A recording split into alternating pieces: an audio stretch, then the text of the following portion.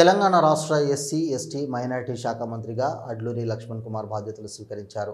హైదరాబాద్లో ఉన్న తెలంగాణ సచివాలయంలోని మొదటి అంతస్తులో ఉన్న 13, 14, 15, 16 నంబర్లు గల గదులను అడ్లూరికి కేటాయించారు.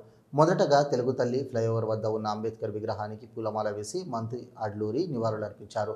అనంతరం సచివాలయంకు చేరుకొని మొదటి అంతస్తులోని 13, 14 గదుల్లో ప్రత్యేక పూజలు చేశారు.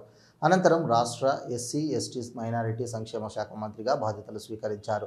ఆ శాఖలకు మంత్రిగా బాధ్యతలు స్వీకరించిన అడ్లూరికి ఉప ముఖ్యమంత్రి భట్టి విక్రమార్క, మంత్రులు శ్రీధర్ బాబు, పొన్నం ప్రభాకర్, తుమ్మల నాగేశ్వరరావు, టీపీసీసీ అధ్యక్షుడు మహేష్ కుమార్ గౌడ్తో పాటు ధర్మపురి నియోజకవర్గ కాంగ్రెస్ పార్టీ శ్రేణులు పెద్ద సంఖ్యలో శుభాకాంక్షలు తెలిపారు.